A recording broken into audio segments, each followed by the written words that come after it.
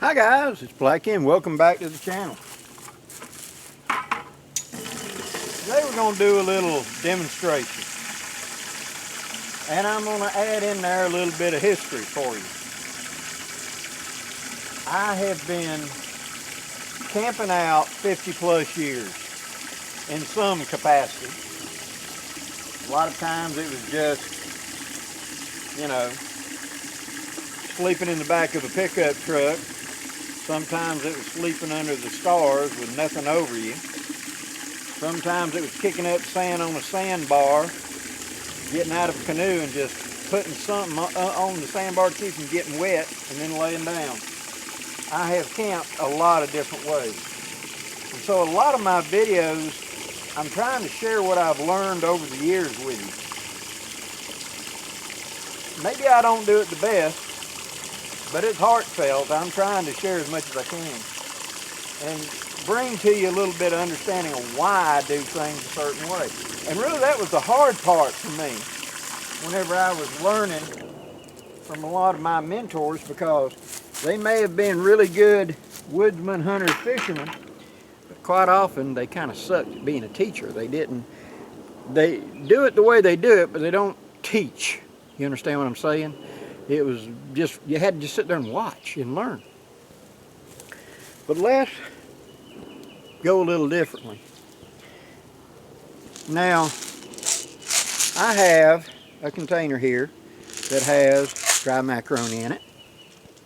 I've got a container here that's got my breakfast oatmeal in it. And I've got a container that's got another measured amount in there in the bag with different spices and powdered cheese in there for a different meal. And then I've got the carrier of it. Now this is created by my good friend Dakota, who he does these pantries,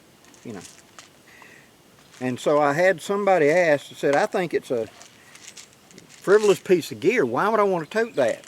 Okay. We will discuss that now as to why. Now 4 go in here.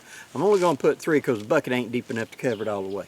Now, let's shift it down and let's play story time. Okay. Now, early in my youth of being out and doing camping, canoeing, stuff like that, me and a couple of friends who, to change the names to protect the guilty, I will call Tom and Jerry, were really big into catfish. And we were looking for big, heavy catfishes at this time. And we had discovered a place back north of Mobile in all that Delta area that just had monster channel catfish in it. And so we had decided to go back there and try to get some of them. Well, it was a good working partnership, because Tom had this crew cab pickup truck that was for his work that we could use, so which meant he could ride off the gas, and there was enough room in the back seat for one of us to stretch out and go to sleep. And Jerry had a big enough bass boat that fit all 3 of us quite comfortably. However, his trailer was garbage, and I had a really good trailer. So we'd take my crappy boat off of my really good trailer, put his boat onto my really good trailer, and then hook it to Tom's truck, and we're heading out. Well, I was wanting to do some experimenting at this time, and so I wanted to do bannock. And so I had taken flour and milk powder and baking soda and a little bit of sugar and a couple other spices, and I had sifted it into a paper sack, like a big lunch sack. Because I wasn't going to try to make 5 gallons, I just wanted to try to make a couple of, pancake-sized pieces of bannock to eat while we were out there. And I just put it in a paper sack, not thinking. So whenever we got together to hook all these trucks and trailers and boats together, I had put it into my Alice pack, which didn't have a frame on it, just loose inside the bag with my other camping gear. And Jerry and Tom were hooking up the truck and trailer and stuff, and I'm inside making last minute gatherings and stuff like that, whenever Jerry, who had been watching way too much professional wrestling, was talking about some move that his hero had done in some recent competition, And as he's picking up and loading the backpacks into the back of the truck, he grabbed my Alice pack, swung it way up over his head, and kind of body slammed it real hard into the back of the pickup, like his hero had body slammed his great nemesis down in the wrestling ring. I'm pretty sure that's when the bag busted. A couple hours later, we finally got to Mobile. We offloaded in Mobile Bay, and we took off. Here was the second problem. Jerry's boat was a real good boat, but Tom was helping him get it set up to put in the water, and Tom, not having a boat, he had took the plug that you put in the back of the boat to drain water in and out of the main body. He had just stuck it in. You know, you stick it in and you bend it, and that puts tension. He just stuck it in the hole. And so after we took off going across Mobile Bay at a pretty good clip, and it was bouncing pretty hard with me right up there in the very front bow of the boat, bouncing on the waves, somewhere in that bouncing, that plug came out. But of course, you remember your high school physics and hydrology, you know that the boat will not flood while it's moving forward at such speed, because the suction of the water passing by keeps water from flowing in at any great rate. But then we saw something, and we slowed down to look at it. And we came almost to a stop, and we're looking at a group of dolphins herding fish and going after fish.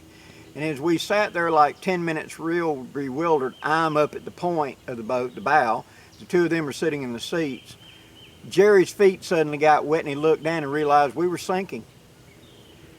So here we are out in the middle of Mobile Bay, and we're sinking. Luckily, the motor was still running. He just went to full throttle, and the suction of us moving forward pulled the water back out. But you remember my Alice pack with the bag of flour in it broke open? Guess what was on the bottom of the pile in the water? Yep. So finally, after we doubled back to the loading dock, where on my trailer I had welded a box, an ammo can that had emergency supplies in it, including an extra plug for a boat, we got it fixed, and we finally got a couple hours late to where we intended to set up for the night. And that's when I opened up my pack and discovered that when you mix Bannock mix and brackish salt water and agitation, you get something akin to sourdough. Everything in my pack was coated in this white, slimy soup where the water had got to the flour and the sloshing and everything else, and just turned everything horrible. The next day it was sour, it stank to high heaven, and it took me forever to get my gear cleaned up. So, what's the point of this? A pantry of some kind does multiple service. One, should something break and leak, it keeps it contained. So even if this is in my pack, see, it's still contained in one place, and therefore it's not going to get all over everything else. The second thing is, if you have decent, you still have bone dry food inside, not a drop got in. Now all I've got is just a wet bag, but my food is still dry inside. So if this has been on the outside of my pack in a driving rain, it would still be, my food would still be good. My breakfast is still good. My 2 meals are still good. That's why Blackie likes a pantry if you're going to carry loose stuff. A pantry gives us a lot of advantages. One, I can take one of these containers and take a pre-measured amount from home and bring with me. So I can take that big box of rice, big box of mashed potatoes, big box of whatever, and put them into the tube. They weigh nothing empty, and I can put pre-measured amounts for whatever cooking vessel I'm using. So if I'm using a canteen cup, or I'm using a 2-quart bush pot, am I cooking just for me or for the camp? See, I can adjust how much I need in here. And like I said before, I went and put the other one, I put cheese and spices and everything into it to keep it ready to go. So all I gotta do is just dump it in the water. Now how about other things like dehydrated vegetables, stuff like that? I can make up my own meals at home. Now, what about the bag? It'll dry. It's wax canvas. And so, let it air a little bit, it'll dry. It ain't gonna hurt nothing, it being wet. But it protects my food. Even being underwater, see. I'm gonna try to avoid that. I'm not going scuba diving with it. But I'm gonna try to avoid it. But Murphy goes on every trip with us. And so, if you've got, and you're trying to save money because you ain't got a lot, and you're gonna bring dry goods from home, ramens, stuff like that, whatever that I'm trying to keep, I don't trust Ziploc bags because Ziploc bags do leak. Ziploc bags do come apart easy, and Ziploc bags don't take rough handling very well.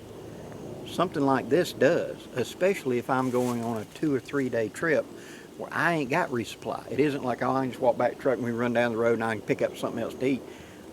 This is going to be your food for the next 3 or 4 days. And so I have to have it be something. So Blackie does like pantries. I have one of my own that I've made, and in past videos you can see. Other people make them for sale as well. And my friend Dakota makes this one. It's got a belt loop on it. It was small enough size and perfect for me as a single individual to carry enough dry goods over, say, a 2 or 3 day amount to give me enough meals to get me through. This and maybe some other stuff on the side, I'll be fine. But learn from my experience. Loose things put in a pack tend to get busted open. Life happens, a fall, a slip, a something. And if the flour gets busted, the instant mashed potatoes get busted. The whatever gets busted, you can bet it will smear to every corner of that pack by magic. And when you open it up, everything is covered in whatever that food source was. And it'll pull every ant, every bug for 5 miles to you. So when you hang it up on a tree, you can bet it'll be full of ants and bugs in the morning. This, on the other hand, is something that I can easily protect my food with, and with that loop, hang it up in a tree away from camp if I'm worried about attracting bears and stuff like that.